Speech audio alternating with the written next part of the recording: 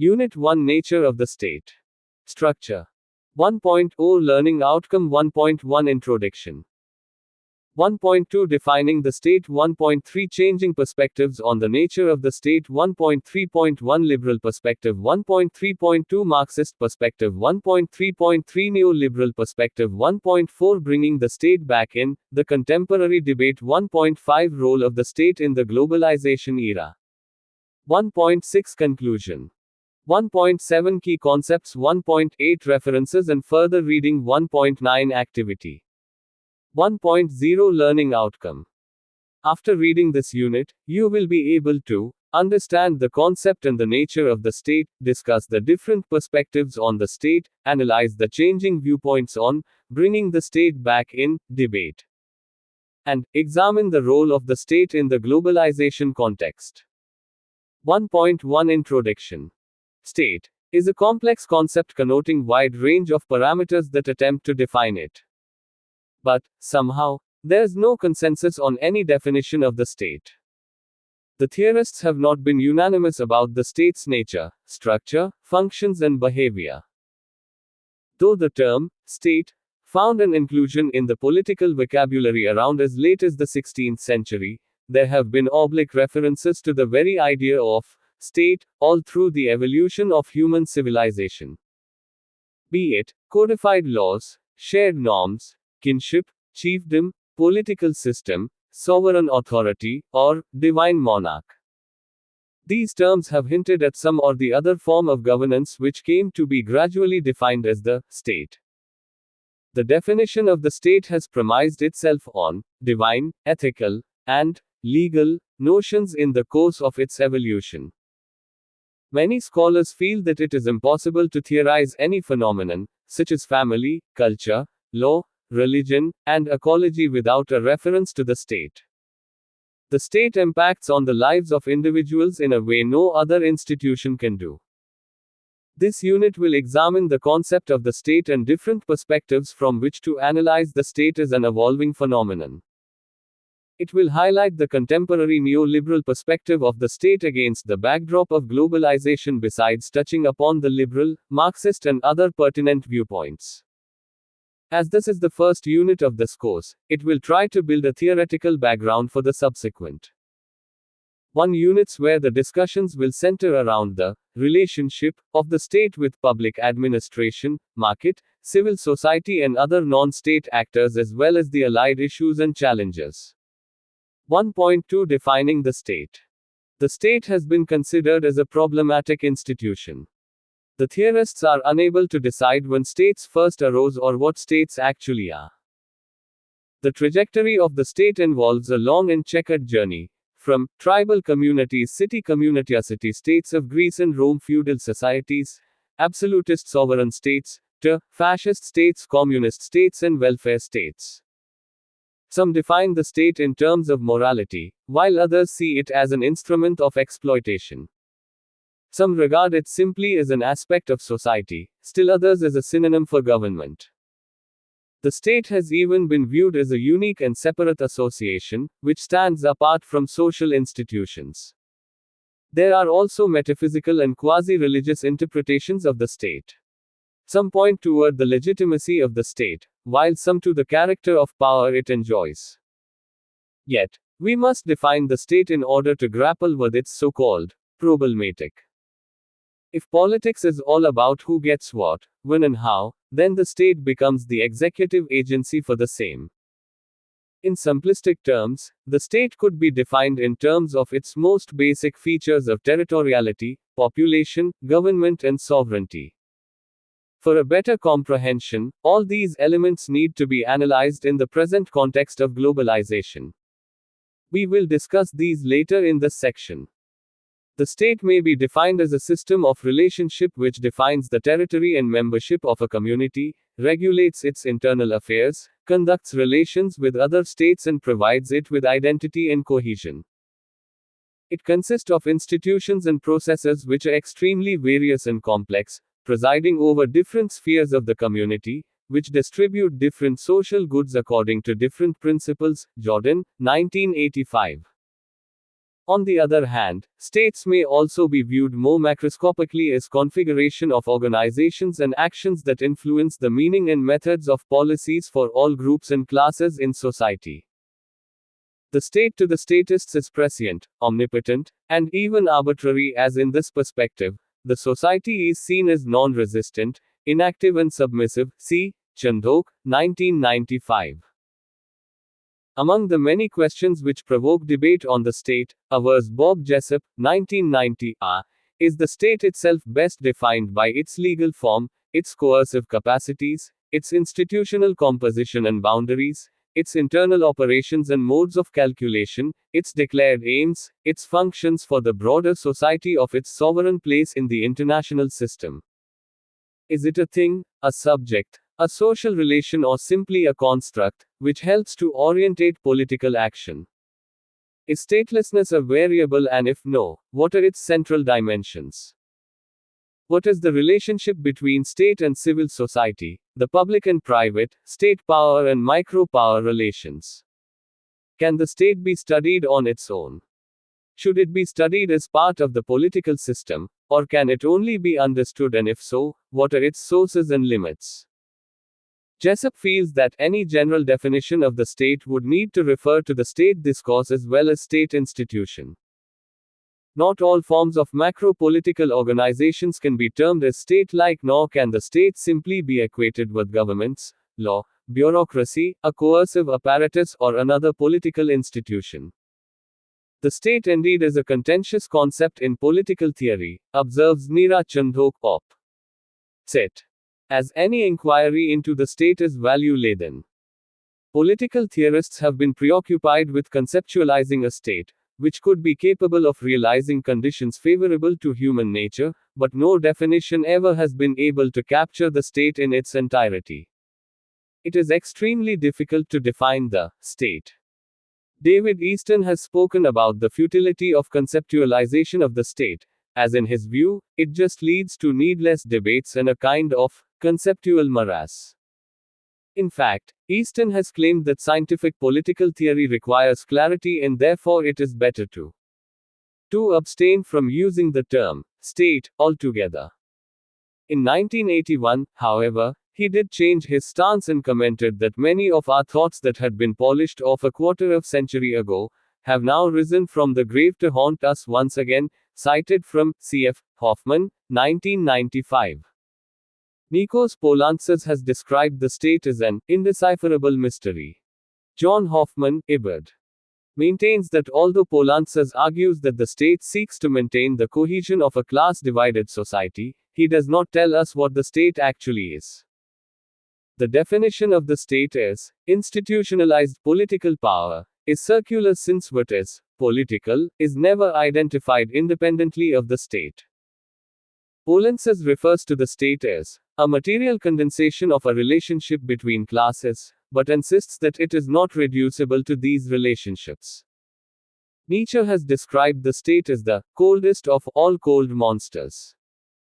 The institution which tells lies in all the languages of good and evil, C.F. Hoffman, Ibid. In the words of John Urry, 1981, the state could be classified as a parasite, serving the interests of the influential. It could be described as a mystification, for only apparently representing general interests of economic base responding to and developing forces of production.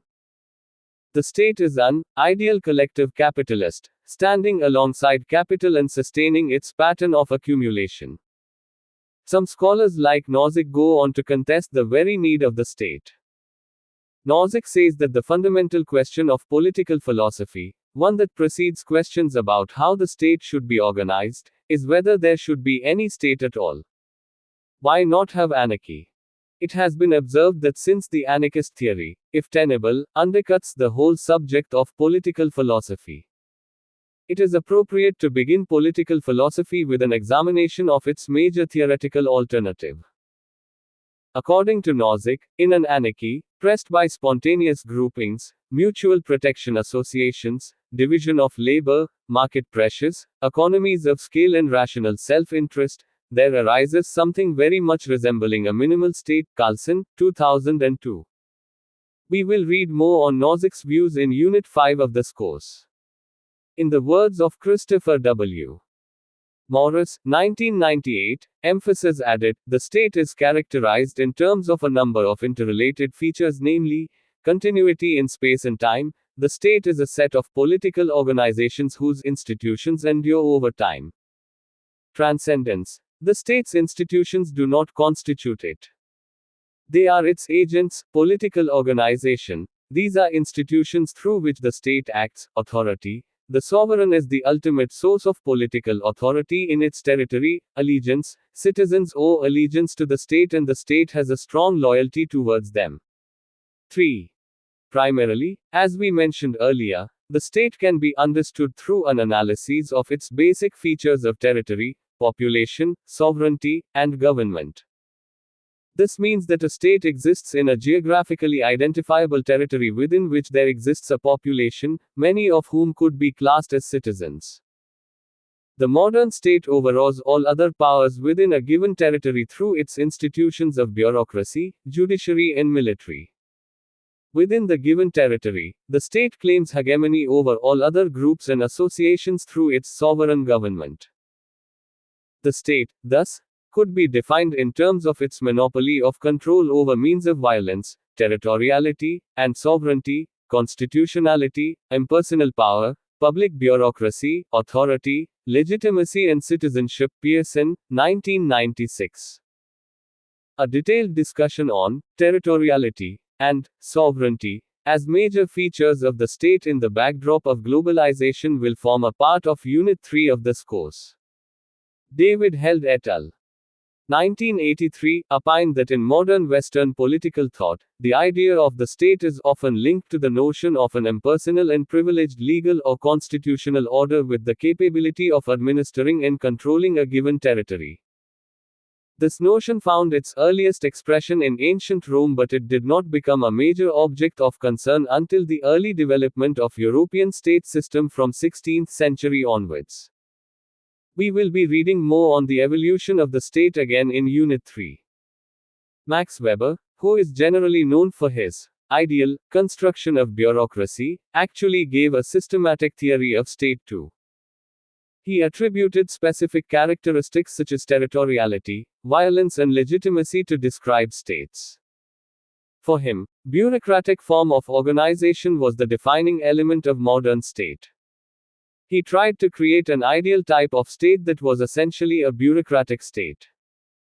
In fact, his analyses give an insight into the relationship between the state and administration.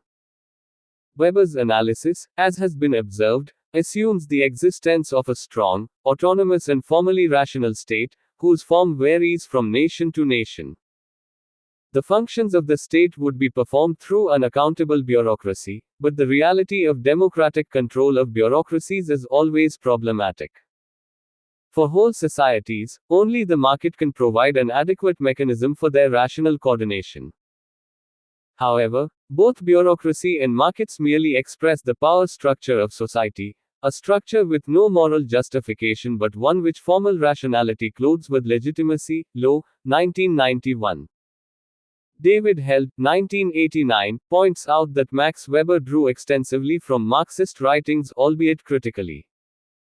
Weber believed that it was simply misleading to conflate problems concerning the nature of administration in itself with problems concerning the control of the state apparatus. The modern state, unlike its predecessors, has a capability of monopolizing the legitimate use of violence within a given territory. The state maintains compliance within a given territory. Its web of agencies and institutions find their ultimate sanction in the claim to the monopoly of coercion. This coercion is legitimized by a belief in the justifiability or legality of this monopoly. Political order, David Held, Ibid. Observes, is not achieved through common value systems or general respect for authority of the state or legitimacy or by complex web of interdependencies between political, economic, and social institutions and activities, which divide power centers and which create multiple pressures to comply. The specificity of the state lies in the fact that the state, by codifying the dominant power relations in society, gives to these power relations fixity and thereby to society its stability. As a set of specific political branches, the state bestows legitimacy upon a set of hegemonic social relations, because it recognizes them and codifies them through legal acts. The state possesses the capacity to select, categorize, crystallize, and arrange power in the formal codes and institutions. Both Klaus Hoff and Jürgen Habermas analyze state in terms of legitimation. Writers like Habermas have held the view that in the conflict between the true nature of the state and the ideology, the state as the caretaker of society would sooner or later create a crisis of legitimacy of the state itself. As per Jürgen Habermas, increased state activity in economic and other social relations is one of the major characteristics of contemporary capitalism. In the interests of avoiding economic crises, government and the state shoulder an increasing share of the costs of production. But the state's decisions are not based merely on economic considerations. Thus, the capitalist state must act to support the accumulation process and at the same time act, if it is to protect its image, as fair and just to conceal what it is doing.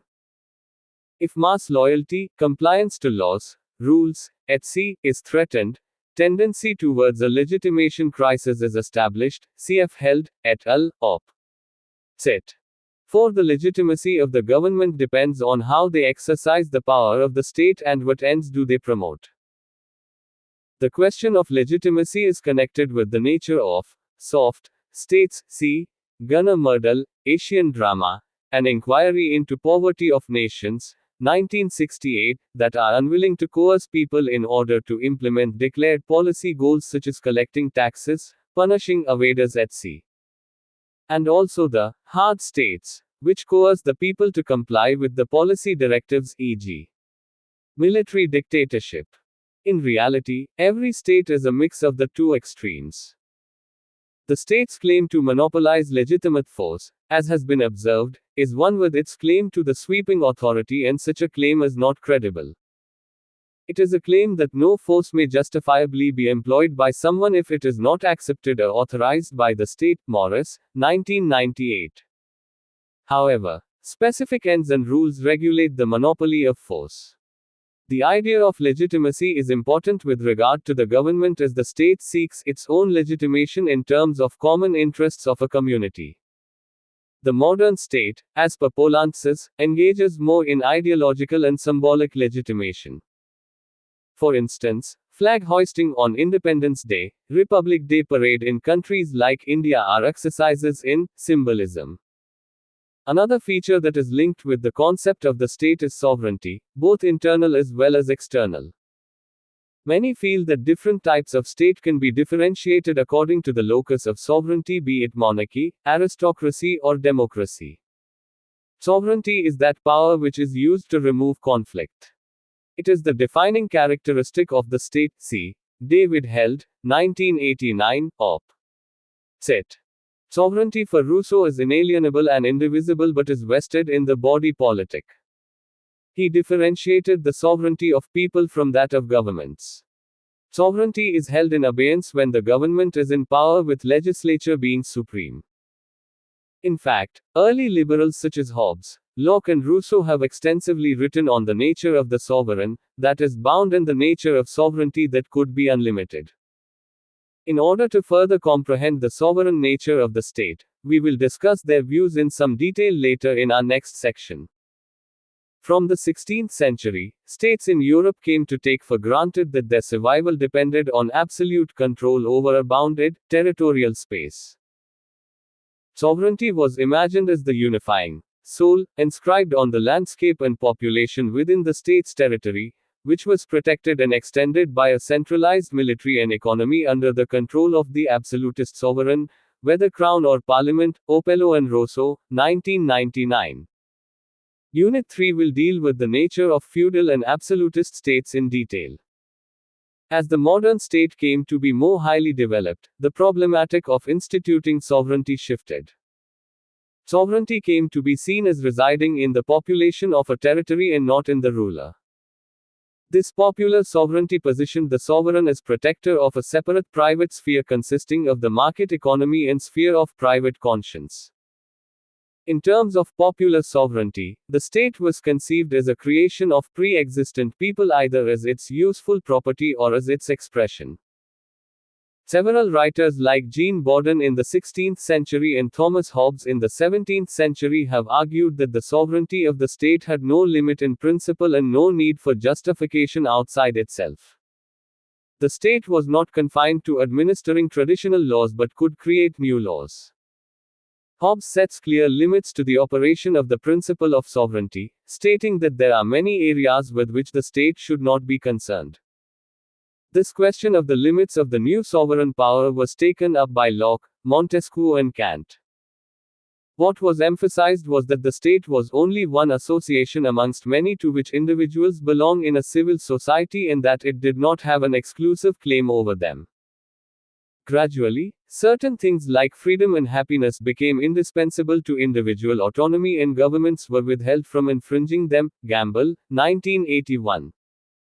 5. Sovereign statehood thus depends on territoriality, fixed locations, and supreme authority over land and space.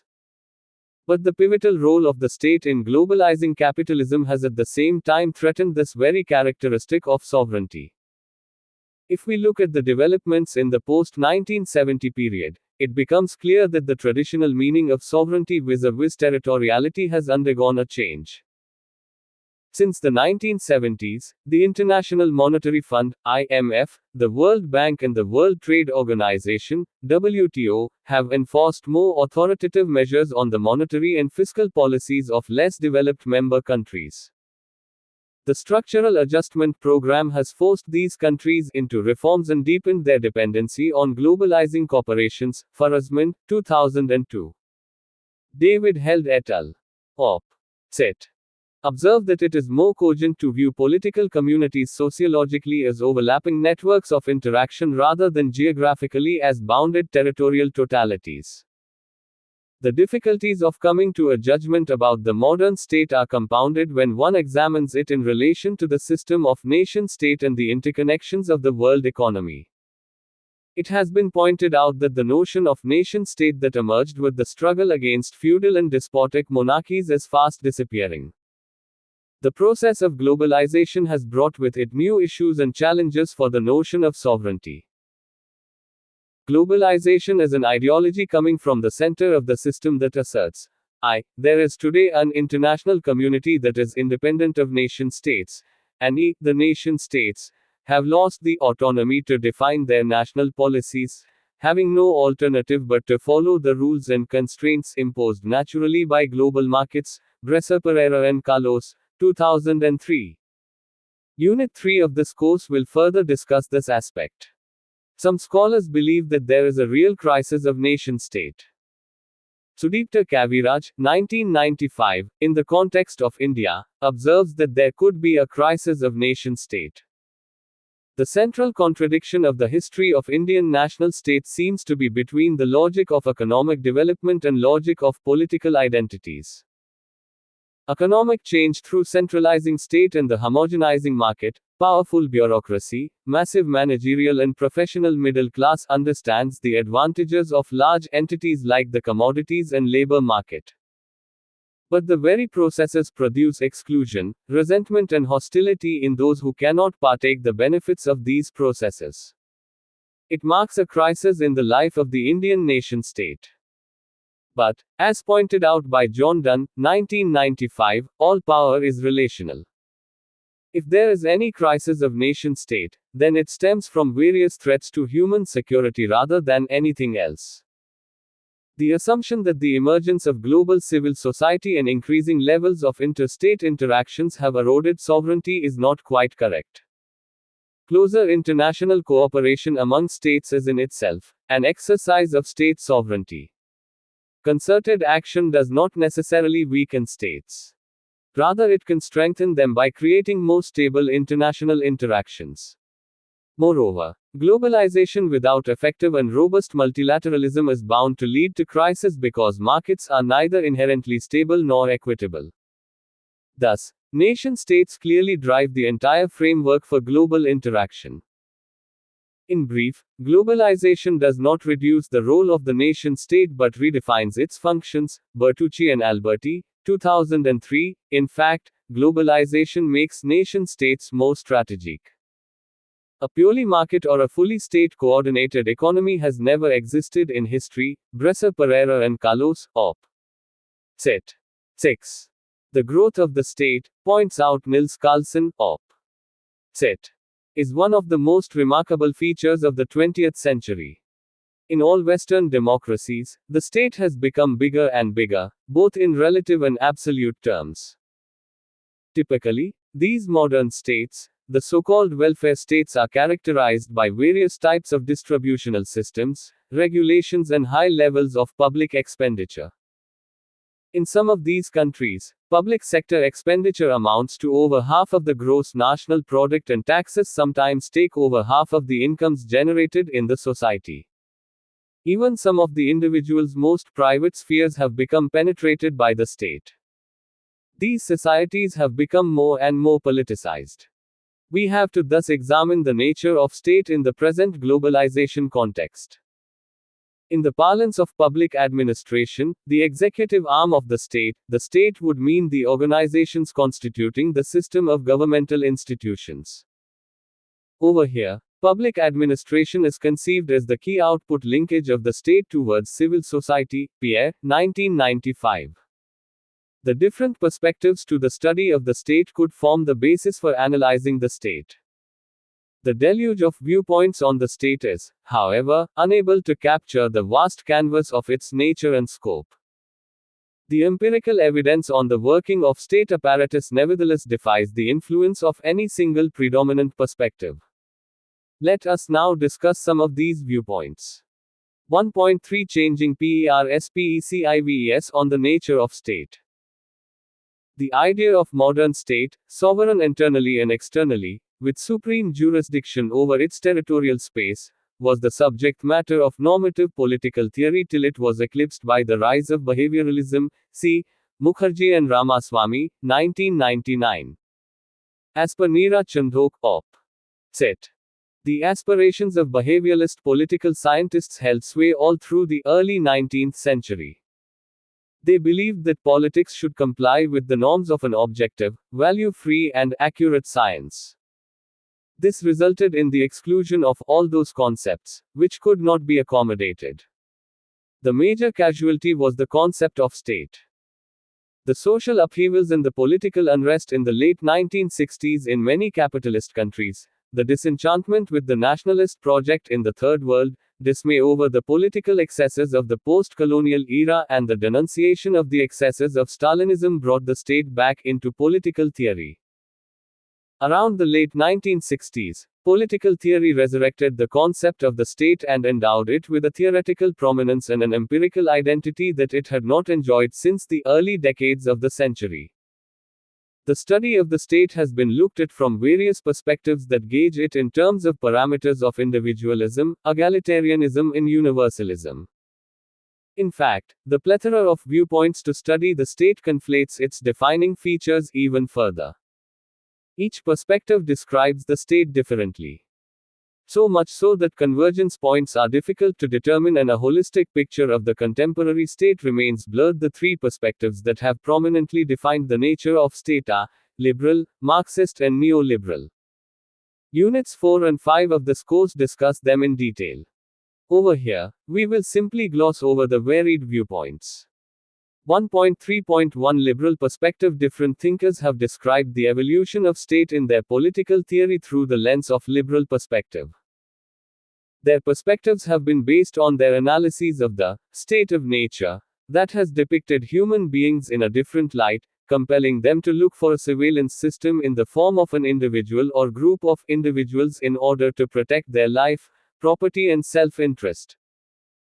All evolutionary theories of the state show that individuals have surrendered their privileges and powers in order to create a state-like institution for their defense, protection of property, and promotion of liberty, as well as for a smooth provision of goods and services.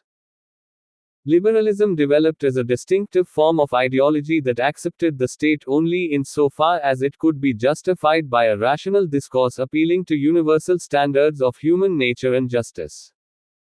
Liberal thought supported the rule of law as it would protect citizens best from arbitrary rule and leave individuals free to pursue their own 7. Private lives and accumulate wealth and property. The early liberals, John Locke, Montesquieu, David Hume, Adam Smith, James Mill and Jeremy Bentham accepted democracy because it was the best way to protect individual liberty from growing power of the state.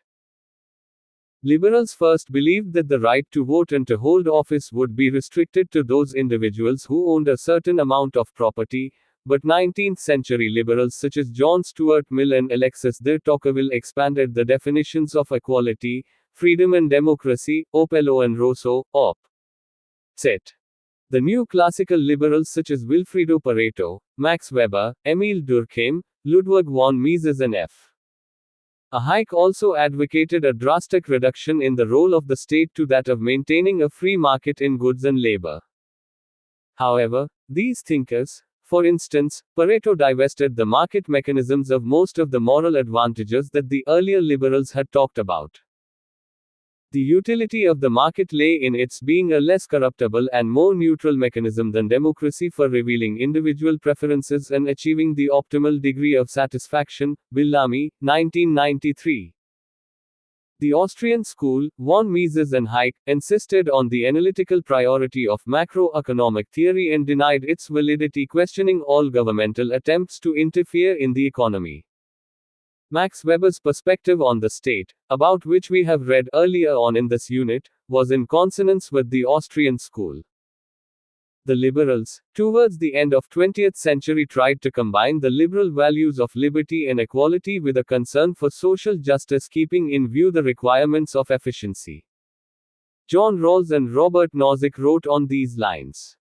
It is from this premise that the neoliberal or the new right philosophy takes over. Ibid. Emphasis added. Talking of the early liberals, it can be seen that thinkers like Thomas Hobbes were the first to comprehend the nature of public power as a permanent, sovereign, rightful, and authorized representative to exercise powers. Hobbes saw human relationships as those of mutual suspicion and hostility and attributed this predicament to human nature. As a result, the individuals surrendered all their powers through a contract to a third party who was not a component of the contract, but nevertheless received all the powers that were surrendered. It created a monist state and a government at the same time. John Locke's state of nature was a state of perfect freedom and equality. But since he did not rule out the possibility of disputes among individuals, a rational and limited agreement, which assured obedience for the preservation and enhancement of life, liberty and property was envisaged. In fact, it was the social character of property that enabled Locke to defend a minimal state with limited government and individual rights. See Mukherjee and Ramaswamy, op. Cit. And David Held et al. Op. Cit. The state of nature in Jean-Jacques Rousseau's writings comprised individuals guided by instincts of self-preservation and compassion. For Rousseau, vanity among human beings and difference in property and possessions led to conditions of inequality. Civil society degenerated into a state of war and a social contract ensued. He propagated participatory democracy instead of representative parliamentary government. Rousseau's conception of self-government has been among the most provocative, challenging at its core some of the critical assumptions of liberal democracy, especially the notion that democracy is the name for a particular kind of state, which can only be held accountable to citizens once in a while. See Held et al. Op. Cit. Jeremy Bentham believed in greatest happiness for greatest number of people. He regarded the notion of modern state as an ideal. State was a legal entity with individualism as its ethical basis. He stipulated happiness and not liberty as the end of the state and called for institutions that would support the legal system, namely bureaucratization of public service and legalization as a continual process. 8. Accommodating change and diversity. In fact, utilitarianism is one of the most influential schools of modern liberalism. Mukherjee and Ramaswamy, op. Cit. It will be appropriate to mention Hegel's views on state over here. For him, the state represented universal altruism. State was an ethical entity with no element of coercion and fear. He perceived the state as an end in itself. He did not distinguish between private and public spheres. Bureaucracy was the most important component of the Hegelian state. Hegel actually modernized the idea of the organic state to fit the atomized market society that had developed in the beginning of the 19th century. In the words of Hegel, extreme poverty was an inevitable concomitant of a system of production based on private property. Such a highly atomized and conflictual society could not be expected to hold together without a strong and institutionalized expression of structures that could carry out the functions of government. The state was thus woven into civil society, cf. Law, op. Cit. Adam Smith, a staunch liberal, is often cited as the authority for advocating laissez-faire and state minimalism. He thought of the state as performing pertinent functions of defense, protection from injustice, and erection of public works and institutions. But beyond that, the state had to be confined and restrained. Liberal thought sustains itself on this premise. Even though the liberals started off with laissez-faire, they moved on towards restrained state intervention over time. It was John Stuart Mill who deviated from the classical economic theory of laissez-faire and advocated optional areas of state interference. He visualized the state as a moral institution concerned with promotion of virtue and excellence in an individual citizen. Émile Durkheim maintained that the satisfaction of the need to be associated with others demanded some form of cooperative association, a kind of moral order that could subordinate individual interest to a wider general interest. He looked forward to the re-emergence of the corporations in modern society as non-territorial occupationally bounded institutions extracting discipline from their members. As liberal perspective will be discussed in detail in Unit 4 of this course, let us briefly highlight the different strands in liberal thought in this section. Modern pluralism that advocates that intermediate institutions such as churches, universities and professional or economic organizations ought not to be regarded as dependent organizations upon the will of a sovereign authority, but should enjoy a degree of rightful autonomy. It is an important strand in liberal thought. Pluralism has been a profound liberal democratic reaction against the greatness of the state and absoluteness of sovereignty. It believes the state to be only an association of society like many other associations. The pluralist theory assumes that functional tasks are divided among a variety of specialized agencies, each of which attends to its own specific goal and adapts its behavior to environmental changes or the policies of other organizations, public or private, which affect the efficient performance of its duties. Self, 1985. Corporatism, as Peter Self-Ibert puts it, is even more slippery concept than pluralism. As another important strand in liberalism, it lays stress on the social nature and the need for a systematic social order, rather than opportunities for competitive pursuit of individual freedom and happiness. Corporate states have sought to limit the number of representative organizations and granted those they officially recognized a kind of monopoly where policies are decided within representative organizations. Corporatism can also be defined as a distinctive combination of political representation and state intervention. Jessup, op. Cit. Corporatism shares with socialism a view of competition as wasteful. Corporatism chains all private firms to the discipline of a national plan. The neo-corporatist theory is more in tune with capitalist societies. Neo-corporatist theory recognizes the significance of the cleavage between capital labor and the groups that form around 9. This cleavage. While the pluralist theory tends to regard the state as neutral with respect to interest mediated, the neo-corporatists suggest that there is more to the state's neutrality. The structural rules within which bargaining takes place exclude marginal groups and issues. The central theme of neo-corporatist theory is the intermediation between core interests in civil society and those of the state. Law, op. Cit. 1.3.2 Marxist perspective. In the view of the Marxist theory, about which we will read more in Unit 4 later, Paul Streetin, Op. Cit. points out that the government is the executive committee of the ruling class and always serves the economic interest of that class. The state acts in the interest of a ruling class. It is the function of the state to reconcile the differences of interest within the ruling class, so as to maintain its power and capitalist mode of production. David Held, et al. Op. Cit. maintain that Marxists conceive of the state as an extension of civil society reinforcing the social order for the enhancement of particular interest in capitalist society. The democracy can only be established with the destruction of social class and ultimately the abolition of state itself.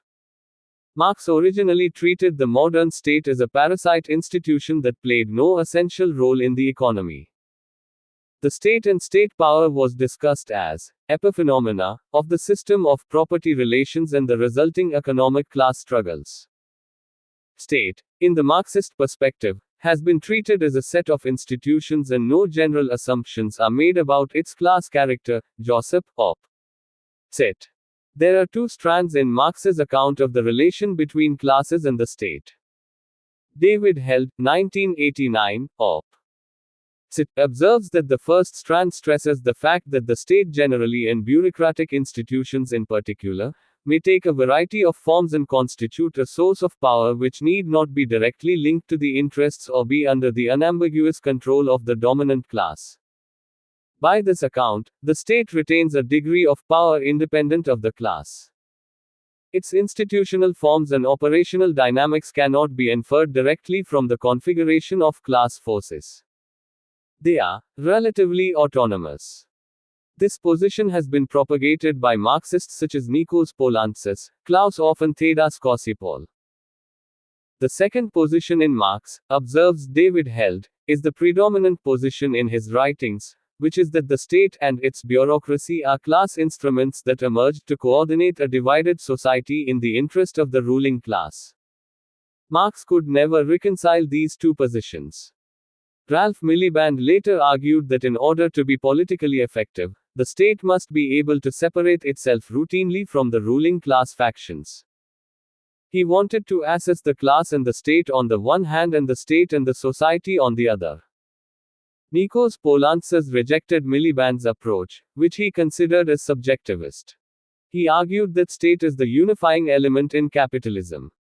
It should function to ensure political organization of dominant classes as well as political disorganization of worker classes, which can threaten the hegemony of bourgeoisie. But even Poulantzas neglects the relationship among elites, government officials and parliamentarians in his study of state, which is taken up by Klaus Hoff and Habermas in their writings. Poulantzas says, the state is a social relation. This approach puts the form of the state at the heart of any analysis of political representation or state intervention insofar as the complex form of the state as institutional ensemble shapes and conditions the whole political process. It also directs attention to the diverse structural and conjectural factors that determine their relative weight on the state. Poulantzas's views have met with sharp criticism by Jürgen Habermas and Klaus Hoff. They observe that both Poulantzas and Miliband regard capitalist states from a negative perspective, as the state is treated only from the point of view of how far it stabilizes capitalist economic enterprise or prevents the development of potentially 10 revolutionary influences. The role of institutions has been neglected. As per Klaus Hoff, most significant feature of the state is the way it is enmeshed in the contradictions of capitalism. The state, on the one hand, must sustain the process of accumulation and on the other impartially arbitrate class interests, thereby legitimating its power, ibid. In recent times, the Marxist writings have seen a revival of anti-dependency Marxism. As per the Marxists such as Bill Warren, predatory state acts in its own interest and that of the powerful pressure groups. There is no place for disinterested, benign, altruistic government policies in state-led economies, cf. Paul Streetin, Op. Cit. Warren observes that contrary to Marxist views, the prospects of successful capitalist development in many underdeveloped countries are quite favorable. He stresses that state itself is not a monolithic block. It is an arena of conflict and schism. He holds that peripheral capitalism is a progressive, revolutionary force, making for productivity, growth, and economic progress. He believes that obstacles to capitalist development can be traced to internal contradictions of the Third World rather than the relationship between imperialism and Third World. C.F. Bhattacharya, 1999. 1.3.3 Neoliberal perspective. Another prominent perspective of the state, i.e., the new right or neoliberal perspective, is a strong advocate of the retreat of the state. It is a pro-market, minimal state perspective that builds on the public choice approach, which in turn bases itself on principal agent theory and transaction cost analysis. In the view of Paul Streeton, Op. Cit. The public choice perspective of the state holds that states can do no right. They use the authority of government to distort economic transactions for their benefit. According to public choice theorists, all distortions are due to government interventions. State is an optimizing agency, but it optimizes the interests of special groups. The normative idea of public choice theorists, as has been pointed out, revolve around three positions. I. New right conservation based on inability of government to make men better or more equal. E. Goal of maximization that entails problems of agenda setting and political manipulation. And E. Liberal individualism that supports competitive market and private property as essential elements in individual freedom of choice. Spulber, 1997. Public choice theorists have recommended minimizing the role of the state, setting limit to the discretionary power of politicians, reducing public monopolies, and curtailing the functions of government agencies. We will read about public choice perspective in detail in Unit 19 of our next course, 012, on administrative theory. Drawing from the public choice analysts, neoliberalism presents the late modern condition as a deterritorialized world as a national system of absolute free trade in which state boundaries do not act as barriers to the flow of goods and services around the globe. The ideology of neoliberalism, in which liberalism is reduced to market economies, suggests that states are simply passive vehicles in globalizing world economy, whose momentum they are powerless to stop and control. The best states can do is get out the way. Opello and Rosso, Op. Cit. The neoliberal perspective could be considered the most prominent one in the contemporary scenario of globalization. We will read more about the role of the state in the backdrop of globalization in Units 3 and 5 later in this course. The most conspicuous impact of this perspective could be seen on public administration in the form of revival of managerialism. The new reform model in public administration of 1980s and 1990s, the new public management (NPM) model, has condemned the traditional public administration as a failure. Public administration today, observes Mohit Bhattacharya, 1999, Op. Cit. Is oscillating between the pressures exerted by globalization and liberalization, on the one hand, and demands to transform itself into a humanistic, eco-friendly and egalitarian administration, on the other. The changing 11 nature of the state has also impacted on the complexion of public administration. Mohit Bhattacharya, 2003, draws attention to 5 components of the new paradigm of public administration in the globalization context. These are I. High-quality services that citizens value. E. High-quality standards of services. E. Rigorous performance management. IV. Managerial support services. And V. Receptiveness to competition. The 2 units 14 and 17 in this course will discuss this aspect at length. It is very difficult to look at the state from a single vantage viewpoint or perspective. The perspective of the discourse theory, propagated by Cynthia McSwan, Orion White, Charles Fox, and Hugh Miller, adds an entirely different dimension to the study of the state. They believe that administrative legitimacy is the product of understanding created by participants in public discourse. Themes among discourse theorists include anti-fundamental resistance to meta-narratives, a constructivist view of knowledge, and the search for free and uncovered communication. Box, 2002. The new sovereign is not the legislature but the citizens themselves. alternatives to the representative democratic accountability feedback loop model in the form of constitutionalism or neo-institutionalism and communitarism or civism are being sought. Fox and Miller, 1995. These postmodernists pose a different problem for a critique of the state since they appear to reject the very idea of critique itself. Postmodernists frequently embrace a relativist position, says Hoffman, op. Cit. Which equates all discourses as equally arbitrary and identifies logic itself as logocentric in character. Downward rationality. Long live nihilism, but a nihilist stance not only makes a serious critique of the state impossible, it also contradicts postmodernist support for pluralism and self-activity. Bob Jessup, op. Cit. Adds that Marxist state theory has been the predominant one in the study of nature of state. But in the recent past, as we just read, many new theoretical perspectives have started dealing in questions of legal and the state theory. Especially influential on the left have been Foucault's works as well as recent work in deconstruction in the field of discourse analysis. Other developments such as new institutionalism, rational choice and structuration theories have also offered alternatives to Marxist perspective. Challenge has also been mounted from the state-centered theorists themselves. Hoffman, op. Cit. Observes that the theories of the state are partial and defensible.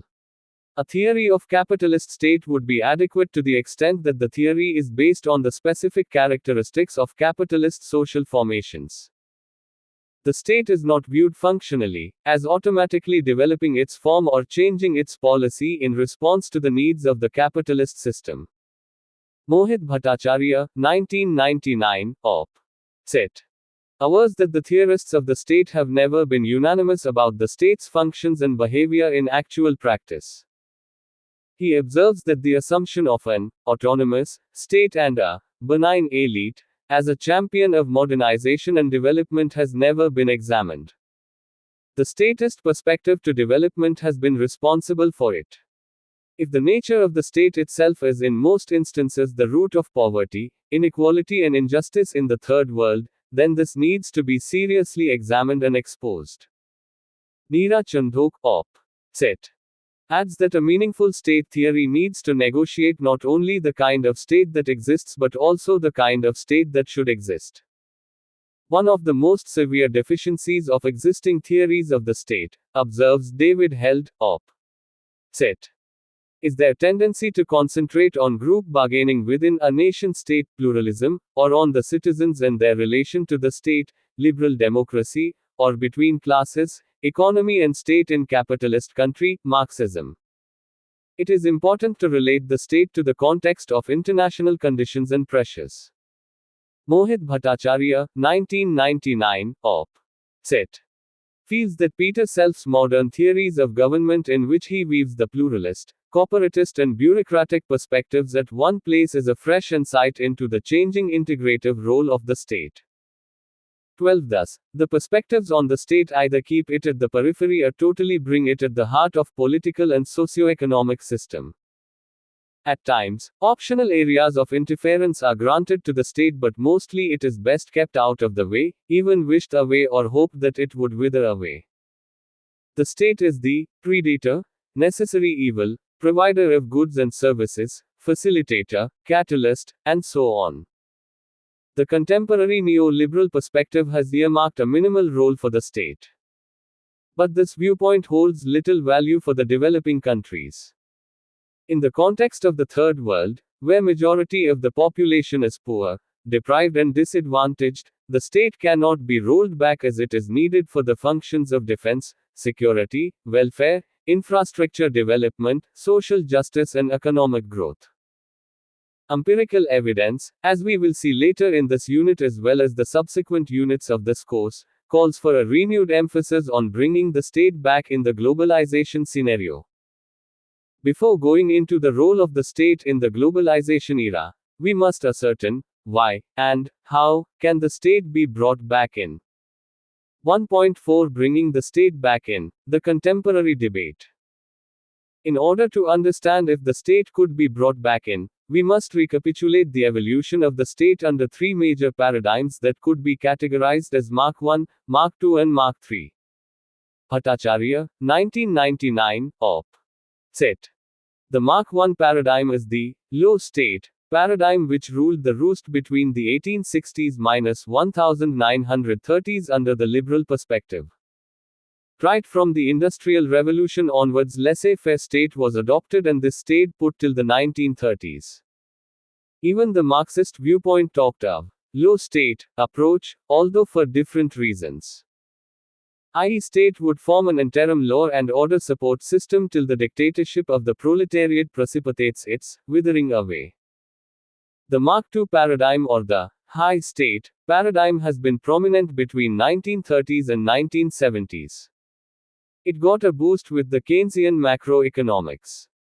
State was considered most suitable to perform the core and basic functions, leaving out the peripheral ones for the private sector.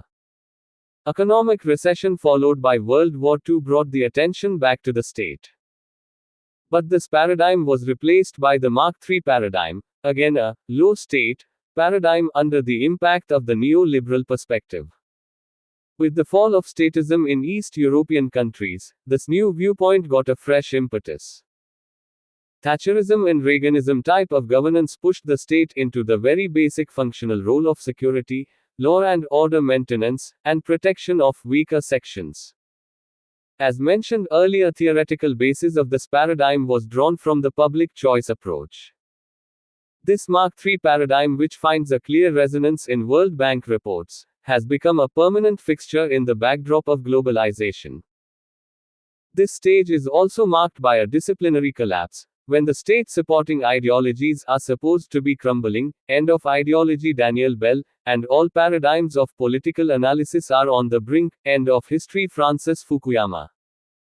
In fact, it has been pointed out that another form of endism, in the form of convergence theory, has become predominant. It holds that the communist systems in East Europe would adapt more market-oriented principles and pay greater attention to Western freedoms, while Western systems would become more statist and welfare-oriented. Eatwell and Wright, 1993. Do we then conclude that there is not going to be any Mark IV paradigm, or is it true that low-state approaches are here to stay? More recent developments at the theoretical and empirical fronts, however, point towards the contrary. State, according to many, has, in fact, become more powerful than before. The theoretical 13 underpinnings in terms of the critical theory, Klaus-Hoff, Habermas, relative autonomy of state approach, Theda Skocpol, and anti-dependency, Bill Warren, writings have opened up new vistas to the study of the state and its relationship with the market and civil society. At a theoretical level, David Easton has talked of the return of the state due to four factors, namely, I. Importance of developing a coherent theory of politics around the state. E. Conservative yearning for stability. E. Rediscovery of the state by the market as their correctional bête noire. And IV. The state is a convenient tool of analysis for students of policy studies. John Hoffman, Op. Cit. In the early decades of 1970s, the behavioral analysis and Estonian systems theory came to be displaced by a state-centric theory accepting the state as a determinate object of analysis. Samuel Huntington did not use the word state, but was the first who could be credited with bringing the state back in at the discourse level. He described how the actions and characteristics of the array of public institutions in the country, meaning state, made a vast difference for society. He brought public institutions to the center stage. According to Huntington, only where the level of political institutionalization overstrips the level of political participation can there emerge stable politics working in public interest. Migdal, 2001. The other person most closely identified with the move to bring the state back in is Theda Skocpol. She argued that there has been a paradigm switch in the Western social sciences in the 1970s, from society-centered work, which treated the state as a dependent variable, to the theories which treat it as an independent variable. As per Skocpol, the state derives its autonomy from I. The needs rooted in geopolitical factors and the dynamic of interstate systems. E. Its domestic responsibilities for law and order. E. The activities of political managers. And IV. Periods of crisis. She adds that the overall pattern of state structures influences group formation, interest articulation, and political capacities. C.F. Jessup, Op. Cit. Thus, bringing the state back in has also been seen as a timely return to institutionalism and to the basic concern of political analysis, for instance, the social basis of power and the ethical dimension of politics. At the same time, the statocentric political analysis has tended to silence autonomous societal action. Both modernization theory and dependency theory had suffered from ethnocentricity in the sense of directing the Third World towards the model of the developed West. The state-focused analyses in recent times have facilitated the restoration of in-depth analysis of bases and contours of state power, search for residence of power even in experiential and everyday existence, not just in exercise of authority, concern for autonomous social action or people's spaces at micro level, alternative modes of social reconsideration away from etatism. And rebuilding enterprise in political science disciplinary reconstruction along the lines of Aristotelian master science concept. Bhattacharya, 2003, Op. Cit. 14. B. Guy Peters, 1994, rightly observes that the public sector is difficult to control and even more difficult to roll back. As the state is rolled back in some ways, it almost inevitably must roll forward in others. Government is a big business and continues to grow. In the developing countries, government must function as a principal source of capital accumulation for future economic growth. In the developed economies, government plays an important role in promotion of human capital. Government has certainly grown. By whatever measures we would want to apply, governments spend money, employ more people, and constitute a more pervasive influence on the lives of their citizens now than for most of human history. More important in recent years has been a government's ability to withstand the numerous attempts to reduce its size and scope. Growing incidence of malnourishment, poverty, underemployment, unemployment, labor unrest, weak social security measures go on to show that accent on privatization, divestment, and corporatization has not been able to deliver satisfactory results in developing countries like India. It has to be also kept in view that in developing countries where the state, as many scholars claim, must perform the role of removing market distortions, setting standards of service, ensuring fair competition among private players, providing appropriate regulatory legal framework for market, fostering institutional development, developing processes, ensuring transparency, and strengthening human capacities, it would be foolhardy to roll back the state. Richard C. Box, 2003, feels that in the developing countries, the state organizations cannot be run like a business. Government functions cannot be reduced to technical instrumental market functions. Services to citizens cannot be marketed like a customer product. Even the Western liberal ideas, which earlier downplayed the significance of state, have started acknowledging the need to take into view the positive aspects of governance, such as creating effective legal, judicial, and regulatory mechanisms, ensuring transparency, evolving market-friendly forms of state intervention, and mobilizing human resources in pursuance of public policies. The state is in no way retreating. The public choice approach that had challenged the very basis of government itself has drawn flack from different quarters. As per Bhattacharya, 1999, Op. Cit. Integrative communitarianism and not methodological individualism is what the Third World is seeking. Prabhat Patnaik, 2000, observes that to see the new packages entailing a retreat of the state is seriously misleading. It does entail a retreat of the state from its role as a producer and investor, which means a rolling back of the state capitalization of the earlier development strategy. But it underscores an alternative role of the state is supporting the position of large capital. Even in Thatcherite Britain, with its commitments to a neoliberal economic strategy and its declared hostility to tripartism, trade unionism, and social charters, we find powerful countercurrents pushing towards more state intervention and more cooperation between capital and labor in precisely those areas where pure market competition and open class antagonism generate heavy costs for capital accumulation. Jessup, op. Cit. In fact, some critics feel that the state is in danger of becoming a police or nanny state once again. In Oak, for instance, in addition to a plethora of tough laws already in place to combat terrorism, illegal immigration, and a variety of social problems, a new regime of even tougher laws is in the offing. The Hindu, December 2004. Modern state, as a benign entity, appears mythical in view of its infusive, security-obsessed, and repressive character. John Dearlove offers a similar critique of society-centered approaches from a British viewpoint. For him, the state has been brought back in at least 5 different ways. These comprise studies in corporatism, neo-Marxist state theories, public choice and public sector economy, the statist perspective in international relations, new right criticisms of the state and its political influence. Cf. Jessup, op. Cit. 15.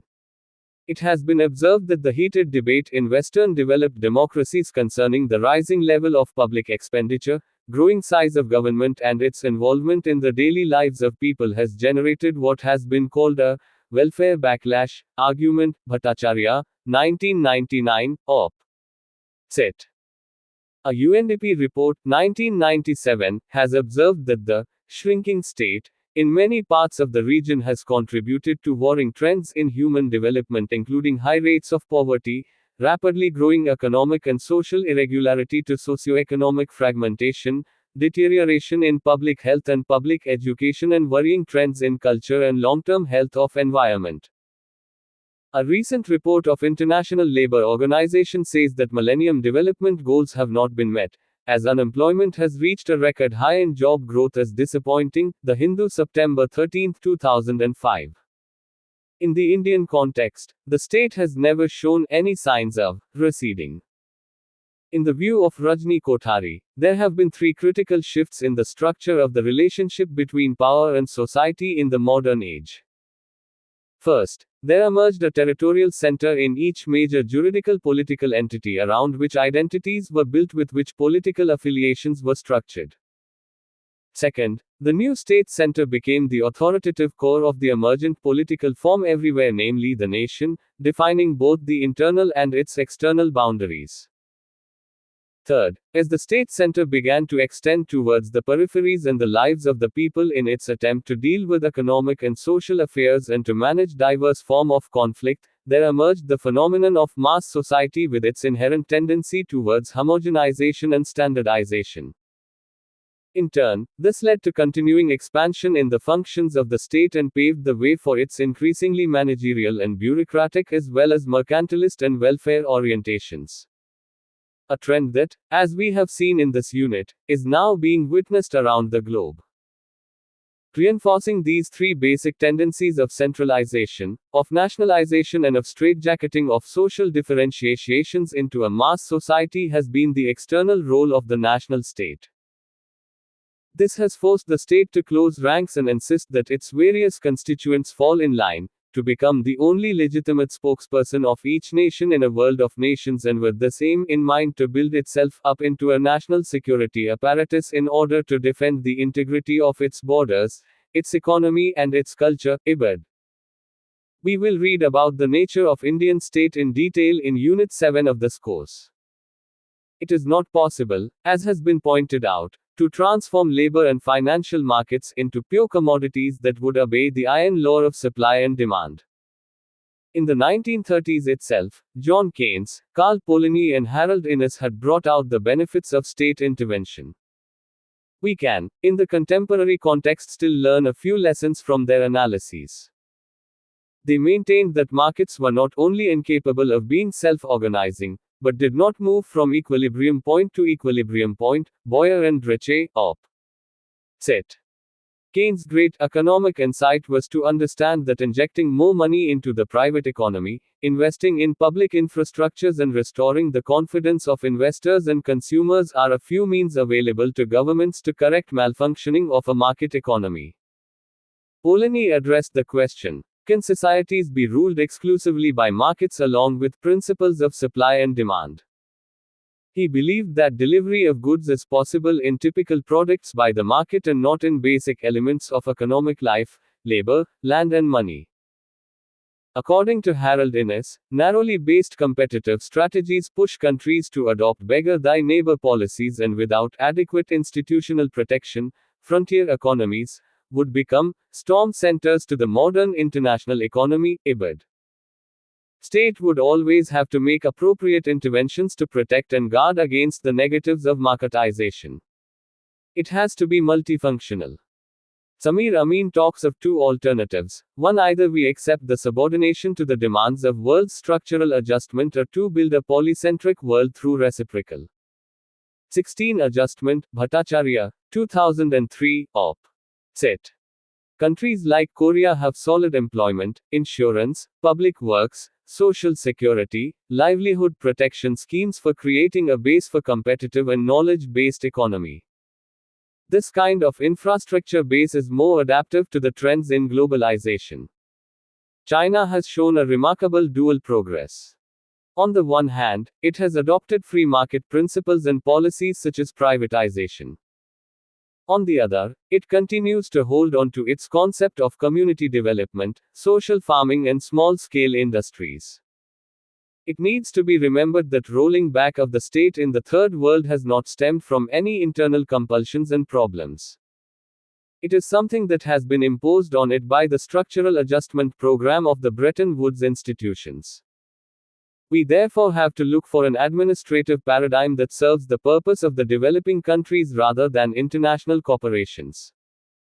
Another issue to mull over is that the developing countries have yet not been able to build strong political, economic, and administrative institutions, structures, and processes for keeping pace with globalization trends. So, if the governments have not been able to deliver, can the markets show results?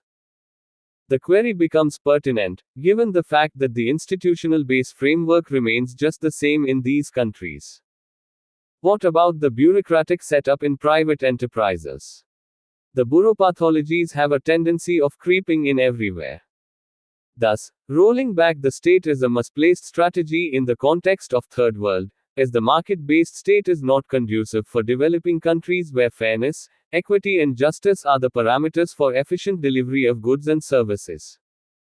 The state's role is to organize political power for the purposes of governance and cannot be reduced to being a pro-market, pro-capitalism institution.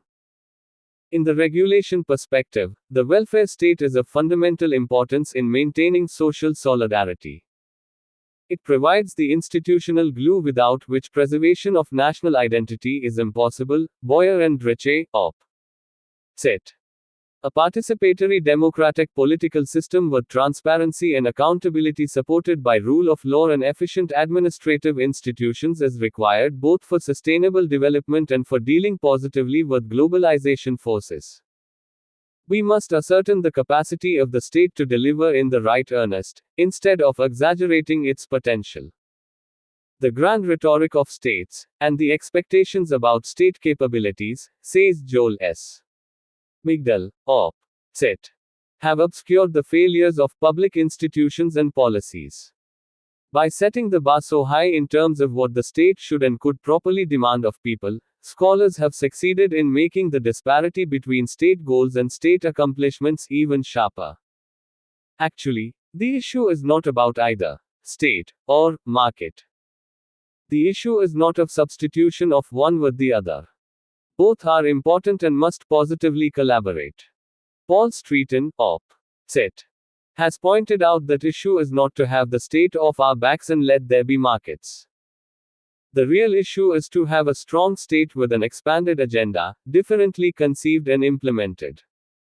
In the debate over market versus state, real states fall under neither monolithic type nor are impervious to pressures of rational and altruistic policies. According to common sense theory, state neither optimizes public welfare nor self-interest. It compromises attempts to resolve conflicts, manages bargaining between groups, and occasionally leads. A discussion on the role of the state in the backdrop of globalization would further explain its role of conflict mediation and network management. 1.5 Role of the state in the GLOBALSATION context. 17 For more than 2 decades, globalization has been changing the rules of the game for nation states, as we read earlier on in the unit. The traditional role of the state as a protector and promoter of the interests of the disadvantaged has also come under the impact of globalization forces, as many other social, economic, and political institutions are beginning to take responsibility for dealing with the so-called disruptions in society. The market-based approach to public administration is leading to the emergence of competition state, which is being interpreted as a commodifying agent. We can thus infer from the preceding discussion on the state that, during the last decade or so, its nature has changed beyond recognition, as a result of metamorphic changes in the economic and political spheres. Internationalization of trade, technological revolution, microeconomic analysis, standardization of world security systems, and redefinition of cross-border problems have eroded the significance of barriers, implicit, as many scholars put it, in distance and time. The whole world appears to have come under the so-called tutelage of the Washington Consensus propagated by the IMF and the World Bank. The transition from a centrally planned state to a market-based economy has been subjected to several doubts being raised about the relevance and efficacy of the state in the globalization context, as well as the ways of striking a balance between the state, market, and society. It has been pointed out that globalization has an intense impact on the state's policies, institutions, and functionaries. The impact varies with the extent of economic condition of each state and the degree of exposure the state has to the process of globalization. Many critics feel that in the globalization context, the state becomes an agent, directly and openly promoting private enrichment, through the sale of state property and resources at lower prices. The benefits accruing from the state policies on private investment, interest rates, trade, and commerce benefit only a privileged few. The negatives of globalization are often highlighted by the critics. Globalization, it is a word, holds no promise that a new world order backed by supranational sovereignty will provide more democracy, equality, and security in alliance with capitalism. There remains a strong need for a correct mix of state, private, corporate, community, and individual responsibilities in blending capitalism with social democracy. Steffen Erikson, 2000. Globalization process though has its positives, which cannot be overlooked. Globalization has shrunk spaces by forging new connections through information technology revolution. States within developing countries can now act as independent entities and pursue their agendas. The international bodies have brought to light the much sidelined issues of human rights, gender, sustainable development that touch a chord with the disadvantaged, poor, and weaker sections. State capacity is a necessary condition to use the opportunities provided by globalization to work in these areas and to protect and promote the interests of vulnerable sections of society. The state can play a critical role in alleviating poverty, protecting the environment, promoting human security, and ensuring social equity and ethics. Developed and strong states are more conducive to withstand the negatives of globalization. Greater economic and social interdependence seems to affect national decision-making processes in two fundamental ways. It calls for a transfer of some decisions to be transferred from the national to local levels of government. At the same time, the problems arising from inadequate state capacity are becoming more pronounced. States with stronger capacity have more political influence in shaping the international agenda and operating the intricate web of multilateral arrangements that characterize global economic interaction. States with weaker capacity, especially developing countries, have less active role. Bertucci and Alberti, op. Cit. 18. The OECD's studies indicate that freer and more open market economies can bring both economic and social benefits to countries at all levels of development. Among the potential benefits are greater freedom of choice for individuals to obtain goods and services and engage in specialization and exchange, comparative advantages in world trade, higher incomes to those employed in jobs for international markets, lower prices and greater availability of goods and services, opportunities to diversify risks, access to capital at lower costs, more efficient and productive allocation of resources, inward transfer of knowledge and know-how. The globalization process appears to be irreversible. If there are no alternatives to it, then we must try to find alternatives within it. Ali Farazmand, Op. Cit. Points out that globalization does not put an end to the state and public administration. There is a new global challenge that broadens public administration's scope of research, practice and teaching. Public administration has just entered a new stage of human civilization, with a future that is both brightened and darkened by globalization and the hegemonic world order. It is up to the developing countries to develop a development strategy that could adapt conducively to the positive and negative impact of globalization process.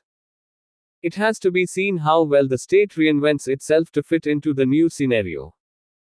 The debate on whether globalization positively affects the state's capacity to provide goods and services or not would continue. What needs to be kept in view is that globalization requires the state to improve its capacity to deal with greater openness, but it does not seem to understand its fundamental national and international roles. The state remains central to the well-being of its citizens and to the proper management of social and economic development. The state is also responsible for adopting policies that facilitate greater economic integration, IBID. Jessup calls the new emerging regulatory regime the Schumpeterian workfare state. The state, in his opinion, remains actively promoting innovation and national economic growth, combining market mechanisms with strategic intervention. Cf. Bresser Pereira and Carlos, Op. Cit. Paul Streetin, Op. Cit. Maintains that if it were just a matter of correcting failures, the task would be relatively easy. But if the signals propagated by the market are based on a very unequal distribution of land, assets and income, it is market success in responding to these signals that causes the trouble. The market model is adequate and desirable for certain functions, while the same model will be totally inappropriate for many services. Likewise, the participatory model would be well suited to urban planning or environmental issues but would produce difficulties for many criminal justice programs. The temporary model probably would suit such complex issues as drug law enforcement as well as such transient concerns as disaster relief. Perry, 1994. 19. Anthony Giddens, in his work, The Third Way, The Renewal of Social Democracy, makes a case for broadening of the democracy with government acting in partnership with agencies in civil society so as to combat civic decline. This is crucial as the public sphere and the space for citizens' involvement seems to be shrinking with the arrival of corporate state or competition state with an accent on deregulation and privatization. The economic overtures of this type of state have to be muffled to some extent or, at least, not encouraged at the cost of social equity and justice. According to Paul Wilding, 2002, globalization raises vital questions about the state's continuing capacity to develop and deliver those national policies which make up the welfare state and promote human welfare in advanced industrial societies. A facilitative climate for the state can be nurtured only if there are improved channels of partnership between an intelligent democratic state and a vibrant civil society. Globalization calls for building robust partnership between the state and civil society. In particular, the state could greatly benefit from weaving stronger social networks. Bertucci and Alberti, Op. Cit. Paul Streetin, Op. Cit. Adds that as far as state-society coordination is concerned, there is a need for building synergy through appropriate strategies that aim to develop, strengthen and sustain collaborative and participative processes, foster institutional development that facilitates resource mobilization, coordination and networking, ensure transparency, empowerment, accountability, and strengthen human capacities. We will read more about the relationship between the state and civil society in Unit 19 of this course. We must also keep in view that globalization is more influential in the core industrialized countries Europe, North America, and Japan. 85% of foreign investment flow is between the members of this triad. Intense triadization of financial market is more visible than full-scale globalization, Boyer and Drecke, op. Cit. The way the states respond to the pressures of globalization makes them important agents in the globalization process. They are not simply acted upon, it is observed, they also act. Globalization needs states just as markets have and will. 1.6 Conclusion. The state is a difficult concept to define. It has had a checkered evolution.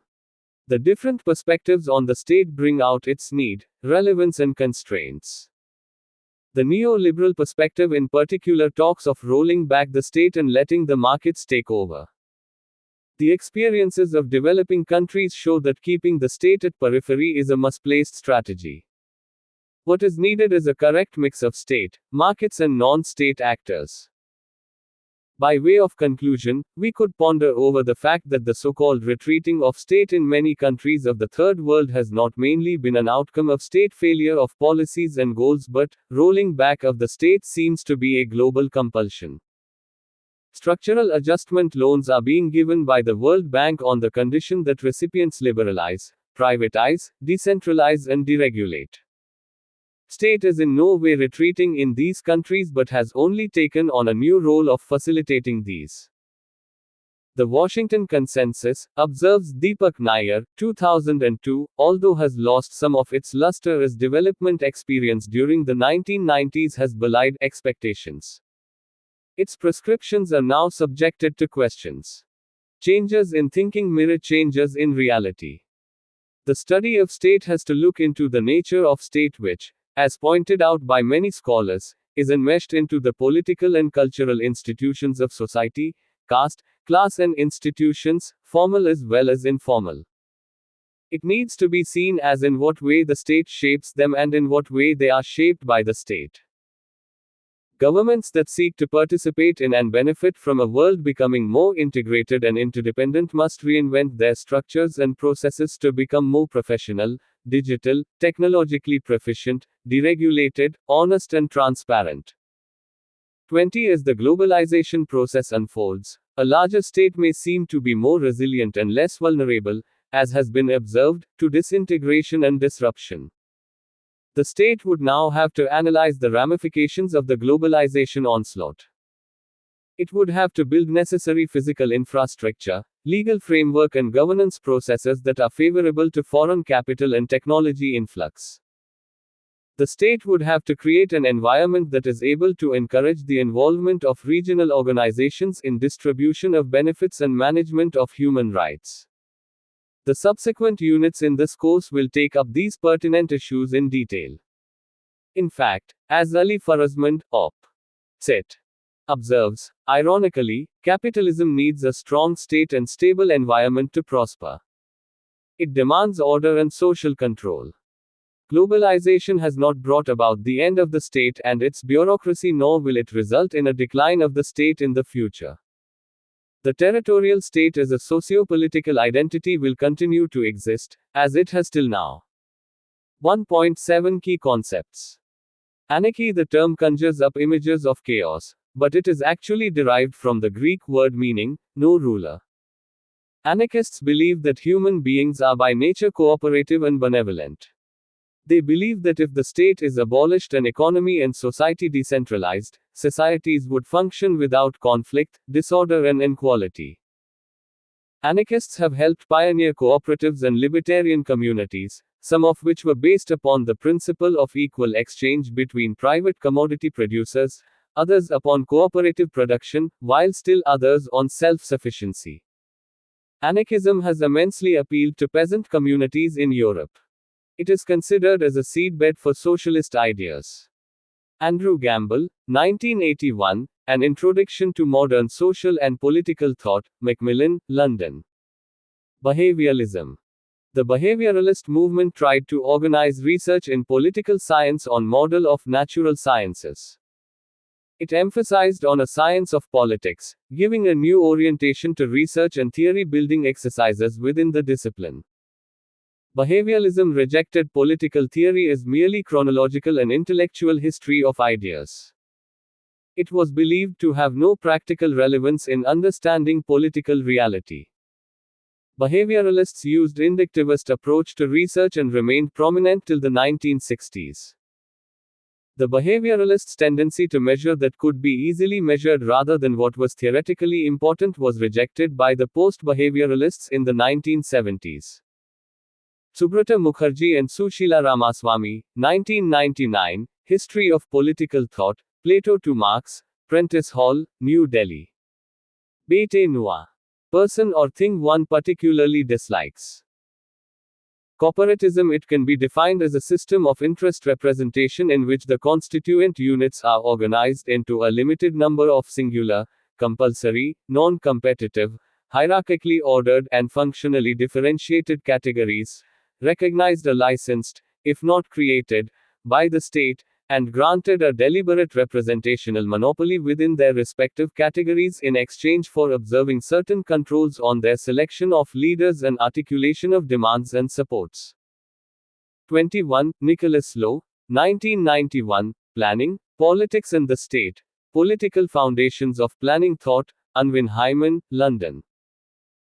Dependency theory. A theory that argues that, due to the exploitative nature of the relationship between advanced capitalist societies and the Third World, the development of the former resulted in the underdevelopment of the latter.